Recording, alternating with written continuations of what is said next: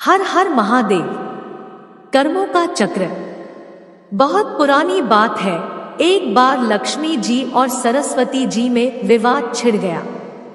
लक्ष्मी जी बोली, मेरे आशीर्वाद के आगे भला कर्मों की क्या हस्ती है। परंतु सरस्वती जी अपनी बात पर अड़ी थी कि हर एक को पिछले कर्मों का फल भोगना ही पड़ता है। दोनों में बहस छिड़ गई और अंत में लक्ष्मी जी ने कहा, हम दोनों चलकर लक्ष्मी के मंदिर में मूर्ति के पीछे छिप जाएं। वहां जो कोई भी धन की इच्छा लेकर सबसे पहले आएगा उसको मैं अपनी इच्छानुसार धन दूंगी, फिर देखूंगी कि कर्म किस प्रकार उसे दुखी होने से रोकेंगे। सरस्वती जी ने कहा, ठीक है, और आपको एक नहीं 3 मौके मिलेंगे। दोनों मंदिर में जाकर लक्ष्मी जी की मूर्ति के पीछे छिप गई। मंदिर के पास ही अनवर नाम का एक गांव था। इसमें बलराम नामक एक लकड़हारा अत्यंत गरीबी में अपने दिन काट रहा था। उसकी पत्नी का नाम सुनीति था। उसके एक पुत्र और एक पुत्री भी थी। वह प्रतिदिन लकड़ी काटता अथवा पड़ोसियों के काम करके अपना पेट पालता था। परंतु 3 रोज से लगातार वर्षा हो रही थी, जिसके कारण वह घर से काम करने को न जा सका तथा घर से अन्न का एक दाना न ला सका। बालक भूख से व्याकुल थे और माता पिता विवश थे। दिन निकलते ही वर्षा रुकी और सुनीति ने कह सुनकर बलराम को काम की खोज में भेजा। बलराम ने वन में लकड़ी काटी और फूल जमा किए। फिर कुछ फूल लेकर वह लक्ष्मी जी के मंदिर की ओर चला। बलराम अत्यंत भाग्यवान था, क्योंकि वही पहला मनुष्य था जो कि उस मंदिर में सबसे पहले पहुंचा जिसमें दोनों देवियां छिपी बैठी थी। बलराम ने मूर्ति की पूजा की, फूल चढ़ाए और धन के लिए हाथ जोड़कर प्रार्थना करने लगा। देवी लक्ष्मी ने उपयुक्त अवसर देखकर मोहरों की वर्षा कर दी। बलराम आंखें फाड़ फाड़ कर देख रहा था कि क्या यह सत्य है अथवा स्वप्न। बड़ी देर में उसे विश्वास हुआ कि देवी लक्ष्मी वास्तव में उस पर प्रसन्न हो गई है। मंदिर के कोने में मिट्टी की एक मटकी रखी थी। सब मोहरे उसमें भरकर आनंद से उछलता हुआ वह अपने घर पहुंचा। बाहर से ही उसने अपनी पत्नी को आवाजें देनी शुरू की कि देखो सुनीति में क्या लाया हूँ। परंतु वह अपनी किसी पड़ोसिन से आटा उधार मांगने गई हुई थी। वह उसे ढूंढने को बाहर चल दिया। थोड़ी देर में दोनों पति पत्नी वापस आ गए। बलराम तो खुशी खुशी सब बता रहा था, परंतु सुनीति उस पर विश्वास नहीं कर रही थी।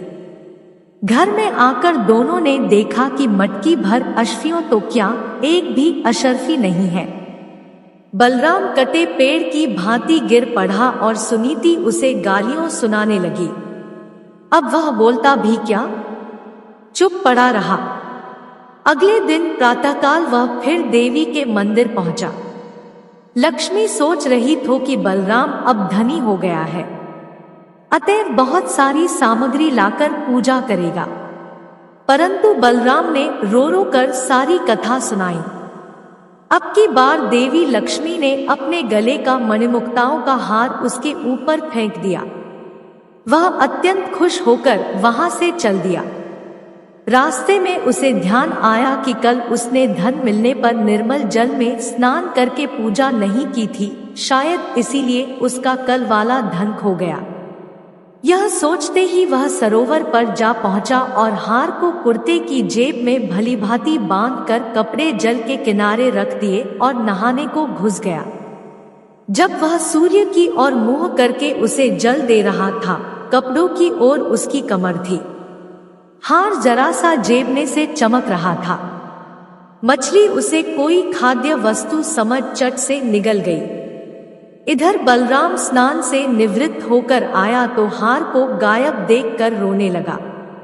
सब जगह उसने हार ढूंढा पर वहां हार कहा। घर पहुंचकर उसने रोते रोते अपनी पत्नी को सब हाल सुनाया, परंतु उसने विश्वास करने के बजाय और उसे 4 बातें सुना दी।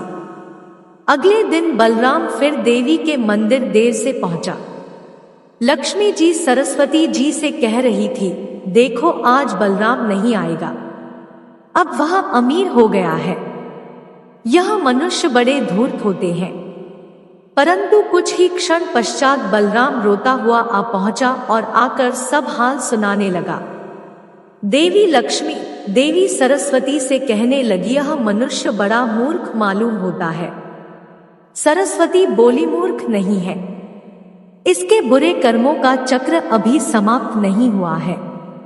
लक्ष्मी जी चिढ़कर बोली, फिर वही कर्मचक्र।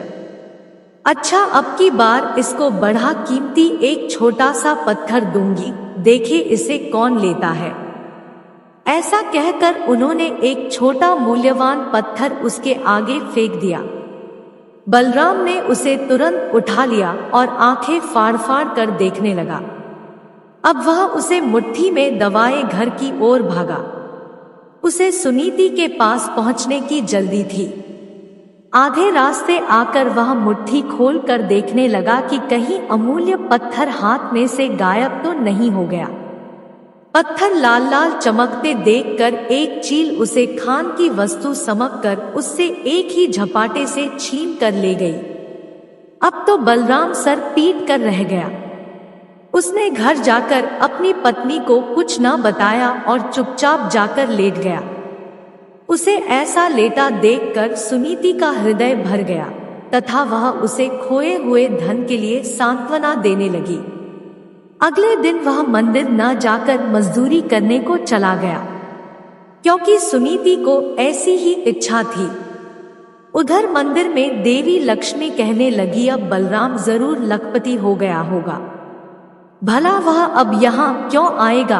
परंतु सरस्वती बोली, नहीं बहन, ऐसा नहीं हुआ। वह अभी उतना ही गरीब है और शाम को उसके बुरे कर्मों का प्रभाव समाप्त होगा, तब वह अवश्य ही लखपति बनेगा। शाम को बलराम को 8 आने मिले।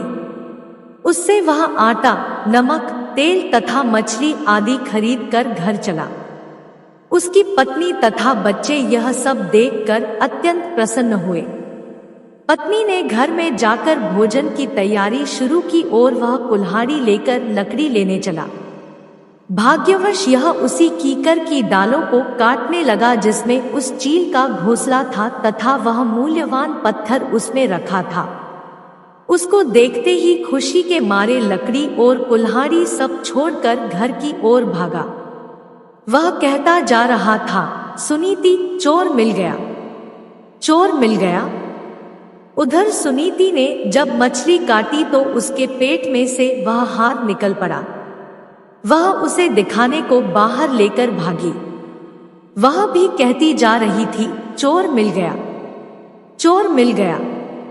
यह शोर सुनकर पड़ोस की कुब्भी बुढ़िया घबरा गई, क्योंकि उसी ने पहले दिन वह मोहरों से भरी हंडिया चुराई थी। वह समझी शायद उसी की चोरी पकड़ो गई है और अब उसी के घर वह उसे पकड़ने आ रहे हैं। वह चुपके से उस हंडिया को उसी कोने में रख आई। घर आकर दोनों चकित रह गए, क्योंकि उनकी तीनों चीजें मिल चुकी थी। अब वह लखपति क्या करोड़पति बन गए तथा सुखपूर्वक जीवन बिताने लगे। हर हर महादेव। अगर वीडियो पसंद आई तो हमारे चैनल को सब्सक्राइब करें। धन्यवाद।